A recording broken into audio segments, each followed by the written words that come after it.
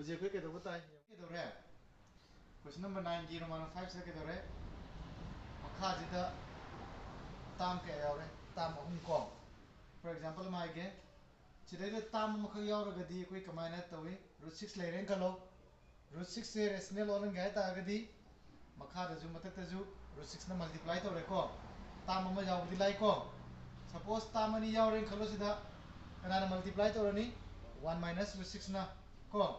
अदो हजिकती ताम अहुम जाव नत्रो ताम अहुम जावेबा अदुदी कमाय तौ तारगेबा मुना ताजे को ताम अहुम जावरे अदु तादे बे केदोरनी सिदा माइनस हाइबा नंबर अमा लेब्रो लेको माइनस अमा ले नंबर ए माइनस सिंबल अमा लेरे सिदा प्लस अमा लेरे को अदो नंगना सिदा ताम अहुम जिगी मनुंगदा ताम नंगना अपांबा ताम अनी ग्रुप सेमबा याय एंताबा ताम अनी ग्रुप सेमो दो ताम अमदुना ग्रुप अमो हेलोबा एंताबा मरमदी बाइनोमियल ओइनबा मुना ताजी को मुकायगे ताम अहुम लेरे ताम अहुम जिगी मनुंगजिदा नंगना अपांबा को ताम अनी पुनसला कांदा ग्रुप अमा सेमोबा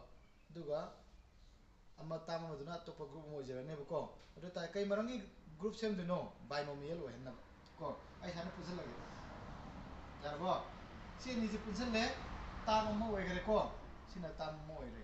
अदुदी कनाय मोंग लेरे a माइनस b की मोंग लेरे खलोबा यारबा इजा अदुदी हौरसी को माइना 1 लेरे 1 प्लस √6 माइनस √7 है नत्रो सी कनाना मल्टीप्लाई तौरनी दुदी अंता हेरो सी समाननी को 1 प्लस √6 लेरे को सीदे कैसा लेबनो माइनस लेबदमा प्लस ना मल्टीप्लाई तौरनी √7 यारबा मथक ते जुचा मना मल्टीप्लाई तौरनी को 1 प्लस √6 प्लस √7 ना मल्टीप्लाई तौरने यारे को अदु मखा जनता हेरो मखा जी कनागी मोंग लेरे सी अमा खक्तने खलो सिने a ने खलो सिने b ने खलो बको सी जु a वरनी सिने के वरनी b a minus b into a plus b नत्रो अदु के लानी a स्क्वायर नत्रो नत्रो a दी कनानो 1 प्लस √6 नी a square minus b square समा लाखरने को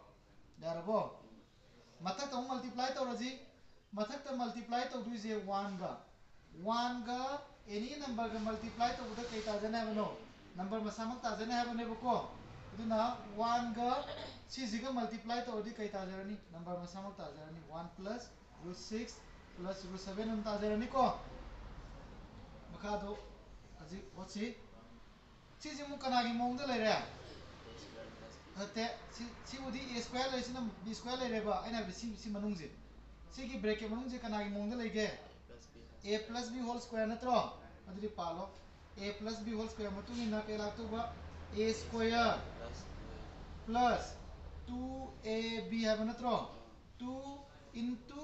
1 into √6 2 into 1 into √6 क्या तारनी 2 √6 तारनी को हंगदरो हंगी को हाबदी से सीजे कनागी मोंग ले रहा है बनो a plus b whole square ले रहा है बनेबा a दी कनानो 1 a square हाबदी 1 की स्क्वायर दी क्या तारे 1 हम तारनी को plus 2ab 2 into 1 into √6 2 √6 तारेबा plus b square है बनत्रो b दी कनानो √6 नी √6 की स्क्वायर दी क्या तारनी 6 अदुम तारने यारे को सी काय दी लाकुनो सी दी लाकुनी a plus b whole square formula ने को माइनस √7 की स्क्वायर दी 7 तारे यारबा मथक तदी केम तो वाद्रे 1 plus √6 plus √7 नइजरे को मका दम तोसी 1 गा 6 का प्लस तो रदी 7 plus 2 √6 minus 7 मथक तो 1 plus √6 plus √7 नत्रो मका ददी कई तारे 7 minus 7 दी 0 तारे को कई तारे ददी 2 √6 मथक तदी 1 plus √6 plus √7 अदुदी मखा जे रेशनल नंबर ओइरब्रा ओइदे को मखा जे रेशनल नंबर ओइदे को क्वेश्चन आबदी मखा जो रेशनल नंबर ओइलो हाबने ओइद्री को अदु मसाई ताम अहुम जरो मदि मा ताम मखला आब नत्रो अदु रेजि कनाना मल्टीप्लाई तोरनी सी जे रेशनल नंबर ओंथोक तुने बको मा जे रेशनल नंबर ओंथोक के कनाना मल्टीप्लाई तोरे √6 ना सी दी रुट जाउ दे ना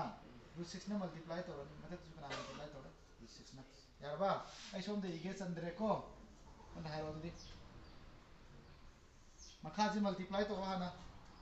2 1 si wale ko 2 1 za 2 root 6 into root 66 tare duri kya tani 12 tare ko hai na ekara kana multiply to ba 2 root 6 ka into 6 have nitro 2 1 za 2 ta jare ba root 6 into root 66 tare kya tare 12 ta dro mata to multiply to root 6 na root 6 into 1 root 6 root 6 into root 6 6 root 6 into root 7 root 42 yarba adudi hauji makara 12 ta jare ko mathak te di ken to bu yadre 6 lere plus root 6 plus root 42 si lore answer ra tarman yadre ko aja kamai ki gi hoti ho kan ta rabe ho hai gadra he rabe ho ta ma hum jaro ko gi hai gadra ha hai gadra ba